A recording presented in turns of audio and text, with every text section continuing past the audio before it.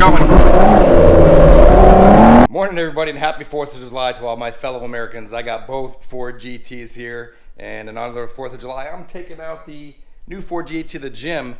And of course, Ford today announced, as you probably saw, the new Ford GT MK2 race car. They teased this out a few weeks ago with this picture, which made me super nervous because I'm thinking, wow, they're coming out with a new car and I got this one. How am I gonna get my hands on the new one?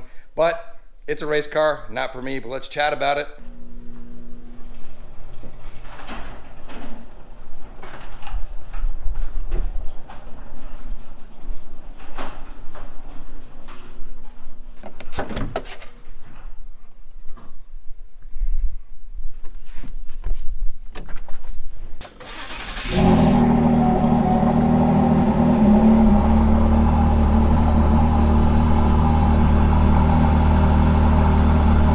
Follow me on Instagram, you might have saw that we did a rally last week with both Ford GTs. I had the new one and the old one out for the Dream Kars4Kids Rally in support of Joe DiMaggio's Children's Hospital. So it was a great experience. I'm not going to do a full video on it just because of the privacy of the kids and what's going on, but it's a great cause. The kids got to check out the cars, and it was just a great rally put on by those folks. I'll put a link in the description if you want to check that out. But let's chat today about the new Ford GT Mark II or MK2, however you want to say that. But first up, I've always been curious if my car will fit underneath the gate in front of me. I'm going to go ahead and turn the camera a little bit here. I've got the car in track mode right now, and we're going to see if the car will fit underneath the gate without it opening yet. Here we go. So I have to wait for that gate to open, and then I think I can pass right underneath it. Let's give it a try.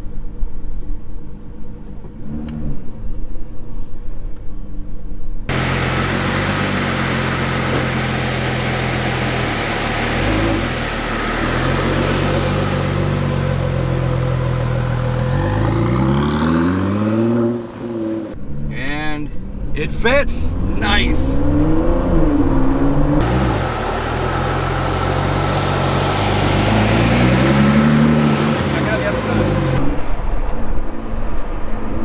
A few weeks ago, Ford teased out the pictures of a new Ford GT with just a silhouette of the image. It had a roof scoop and a huge large rear wing. I figured it was just a race car, and that's what it turned out to be. It was released today at the Goodwood Festival of Speed in the UK, which I was planning on going but didn't quite make it out, but I am headed to London next week. I'm doing a factory tour of McLaren, doing some other things in England, then heading to Germany and hopefully getting to get a car around the Nürburgring. So that's the plan for the next 2 weeks, heading out next week. But let's talk about the new Ford GT. They're making 45 of these cars. I believe many are already spoken for. We're getting thumbs up from people over here. Slight interruption. You really can't drive this car without causing a scene. So anyways, they're making 45 of these cars. It drops 200 pounds off the weight, adds a huge roof scoop and a large fixed rear wing. Part of that 200 pounds is it eliminates the up and down suspension that this car has, with a lot of other components removed. Bummer is that it's not street legal. So that's definitely an outer for me. I need a car that I can drive on the street, not a car that I'm going to take on the racetrack all the time. Some other features of the new Ford GT are that it adds horsepower, so it comes in at just at 700 horsepower, maybe a little more. And the allocations are going towards people who actually already have allocations for Ford GTs. Some of those people might be more track-focused individuals. So if you're already allocated a GT and you haven't gotten yet, then you might be eligible for one of those 45 cars that they're making. I can't say I'm a big fan of the current livery that they put up the images here. Just a really mixed up set of colors, but I imagine some of the people who get these cars are going to spec it out pretty amazing. Now the price tag is $1.2 million, roughly twice the cost of the Ford GT that I'm sitting in right now.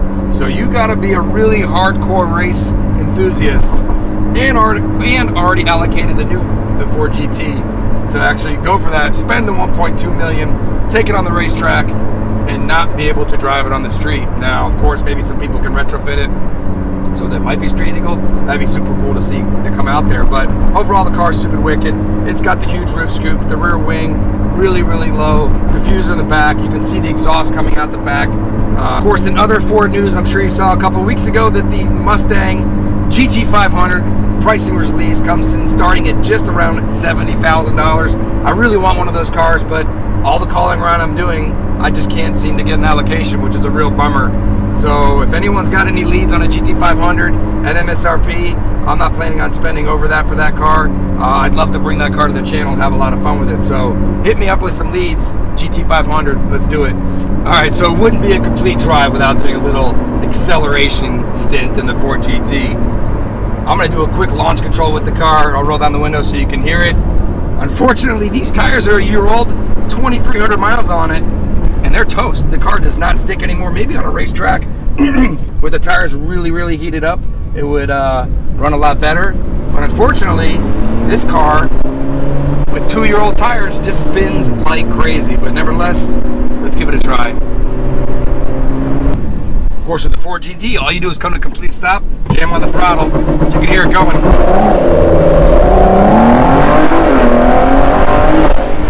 Woo! That's 60, but a lot of spin, but a lot of fun too. All right, so before I park the car, I actually got to take it out of track mode. It's just for this parking spot right here, it's just too low to actually even park the car. But we'll back it up into this spot right here.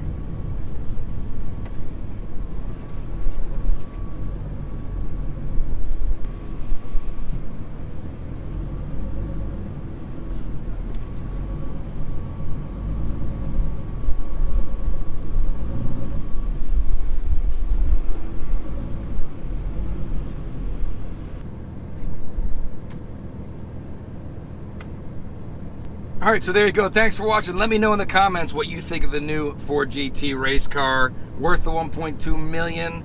I'm sure it's going to sell out. I'm sure we'll see some really cool specs coming out on the racetracks. For me, obviously, I need a street car, so it's not in the cards for me. But nevertheless, I think it's awesome for Ford to come out with this car. Thanks for watching.